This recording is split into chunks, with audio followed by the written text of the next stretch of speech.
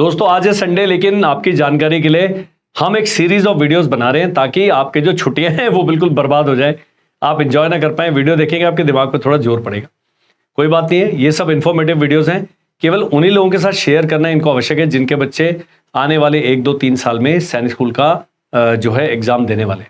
इस वीडियो में बड़ी एक इंपॉर्टेंट बात मैं डिस्कस करने वाला हूं। बारी ये वीडियो पहले भी बन चुका है, लेकिन लोग कहते हैं अरे सर वो 3 साल पुराना वीडियो है, कोई ना कोई चेंज हो गया होगा।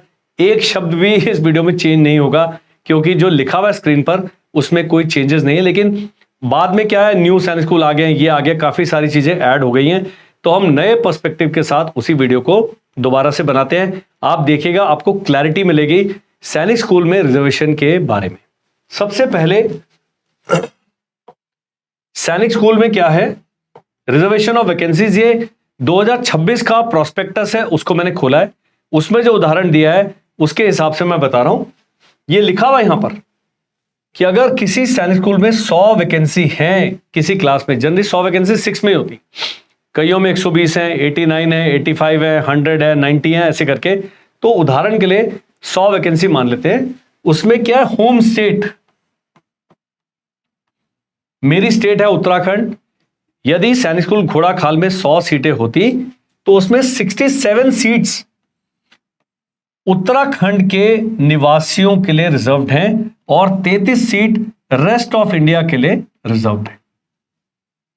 तो लिस्ट ए कहा जाएगा जो होम स्टेट है, और जो बाहर वाले हैं उनको कहा जाएगा लिस्ट बी।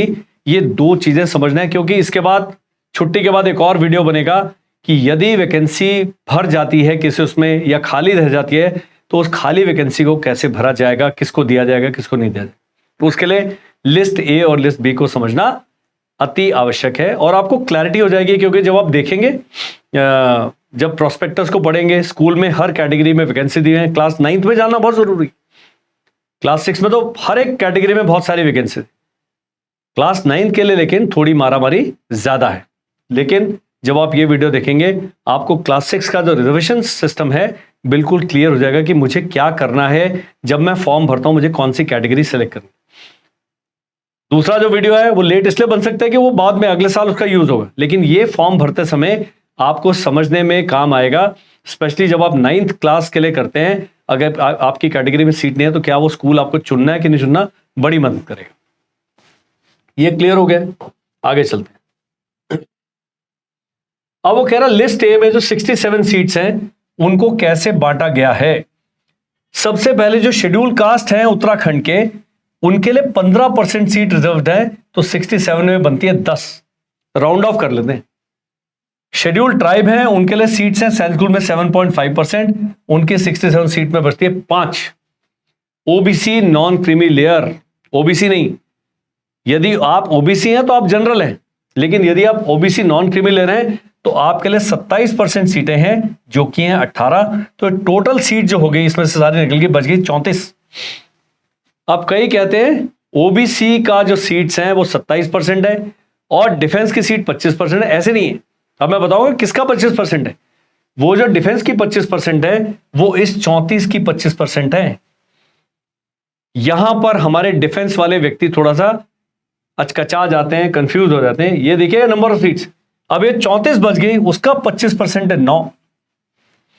तो 67 जो उत्तराखंड की सीट थी उसमें डिफेंस में 9 ही है, लेकिन ओबीसी एनसीएल में 18 हैं, जबकि डिफरेंस देखा जाए वो 27% है, 25% है, लेकिन 25% बची हुई सीट्स का 25%।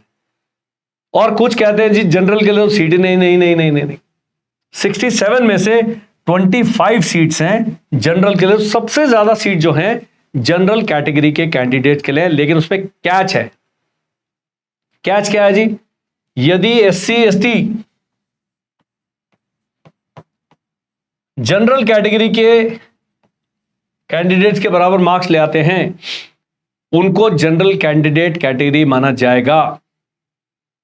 तो याद, अभी यहां जनरल लिखा है, बाद में इसको कहते हैं अनरिजर्व्ड, यूआर कहते हैं ई काउंसलिंग के समय।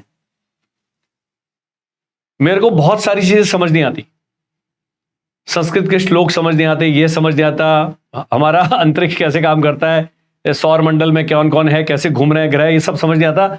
और ये भी समझ नहीं आता रिजर्वेशन पॉलिसी, बड़ी जटिल प्रक्रिया है।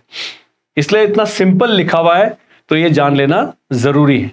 तो ये था जी, अनरिजर्व में आ जाते हैं।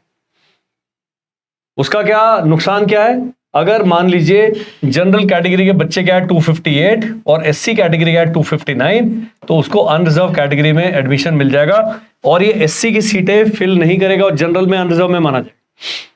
नुकसान है, कोई बात नहीं है, यही रियलिटी है, ये रियलिटी को जान लेना जरूरी है। इतना क्लियर हो गया? तो टोटल 67 सीट्स का हमने डिस्ट्रीब्यूशन कर दिया। अब है अदर स्टेट। अब चलते हैं जी लिस्ट बी पर, जो कि है उत्तराखंड के अलावा बाकी सभी स्टेट्स जिसके लिए एलिजिबल हैं। उसमें कितनी सीट्स हैं?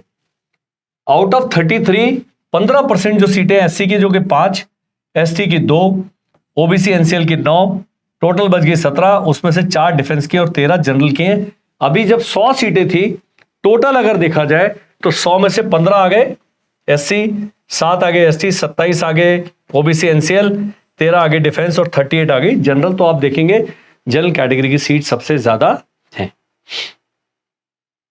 लेकिन यहां पर एक और कैच है, एक सैनिक स्कूल में किसी एक स्टेट की जो वैकेंसीज हैं, मान लीजिए एससी की 5 वैकेंसी हैं, 5 का जो 25% बनता है एक, दैट मीन्स अदर स्टेट से इस कैटेगरी में मैक्सिमम एक ही बच्चा लिया जाएगा किसी एक स्टेट से। अगर बिहार का एससी का एक हो गया तो बिहार का दूसरा वाला एससी कैटेगरी में यहां पर नहीं लिया जाएगा, क्योंकि उसमें स्टेट का भी कैपिंग है। नहीं तो बिहार वाले बच्चे इतने नंबर ले आते हैं, ये सारी की सारी वैकेंसी बिहार की 5 एससी कैंडिडेट चलेगी, 2 एसटी कैंडिडेट चलेगी। इसलिए सैनिक स्कूल में क्या करा है, सभी जो राज्यों का रिप्रेजेंटेशन रखा गया है। तो उसके लिए हर एक स्कूल का जो मैक्सिमम वैकेंसीज हैं अवेलेबल, उसका 25% से ज्यादा नहीं ले सकते। यही इस पूरे वीडियो का ज्ञान है, इस पूरे वीडियो का कैच है, क्योंकि यह लिखा नहीं हुआ है कहीं। आगे चलते हैं जी, ये आ गया। अब कह रहे candidates boys only belonging to other states oblique UT will be allotted seats in their category as per their merit subject to a maximum of 25% of the total vacancy, जो मैंने बता दी है। 1 सीट पर कैटेगरी। अब girls की vacancy का भी यह बताते हैं। गर्ल्स के लिए क्लास 6 में सभी कैटेगरीज में 1 या 2 ही सीट्स हैं। उसमें एससी एसटी ओबीसी वाला कुछ नहीं है। होम स्टेट में भी मान लीजिए 10 वैकेंसी है तो 5 होम स्टेट में, 5 अदर स्टेट में। गर्ल्स के लिए जो बॉयज वाला लॉजिक है वो लागू नहीं है। हर कैटेगरी में एक एक बच्ची का लिखा होगा। 9th में तो कई कैटेगरी में लड़कों की भी सीट नहीं। ये रिजर्वेशन सिस्टम आपको समझना जरूरी है। इसमें एक कैटेगरी है जो हर गवर्नमेंट एग्जाम में दिखेगी, यहां नहीं दिख रही है, वो है EWS category, economically weaker section. वो है ही नहीं है। तो ये आपने जानना जरूरी है कि ये क्या है। इनके लिए अलग से कोटा नहीं है, लेकिन इकोनॉमिकली वीकर सेक्शन का बच्चा अगर सैनिक स्कूल चला जाता है अपनी कैटेगरी के हिसाब से, उसको वहां पर जाके स्कॉलरशिप मिलती है। तो जो स्कॉलरशिप है एससी एसटी के आधार पर नहीं है, ओबीसी के आधार पर नहीं है, वो आपके ईडब्ल्यूएस स्टेटस के आधार पर। कोई भी बच्चा यदि उस कैटेगरी में फॉल करता है तो वो स्कॉलरशिप का अधिकारी है, बशर्ते कि वो एक मिनिमम क्राइटेरिया मीट करता हो। बच्चा पढ़ भी नहीं रहा है और स्कॉलरशिप भी लिए जा रहा है, तो उसके लिए एक एजुकेशनल मींस कम मेरिट वाला कॉन्सेप्ट है कि बच्चा पढ़ाई में भी अच्छा होना चाहिए और उसके मींस भी कम है, उनको चुना जाता है। उसकी गिनती होती है कितने बच्चों को मिलेगा। तो जब आप सैनिक स्कूल ज्वाइन करते हैं, उनका जो क्लरिकल स्टाफ है बताएगा कि भाई टोटल इतने लोगों को इसमें दिया जाएगा। अपने बच्चे को बोलो भाई तूने पढ़ना है ताकि हमें स्कॉलरशिप मिल पाए। That's all in this video. बाकी जो आपके कमेंट्स हैं, जो आपके क्वेरीज हैं इस फॉर्म भरने के बारे में, स्क्रीन पर जो नंबर आ रहा है उस नंबर पर हमें व्हाट्सएप कीजिए and we'll get back to you. Thank you, bye bye and जय हिंद।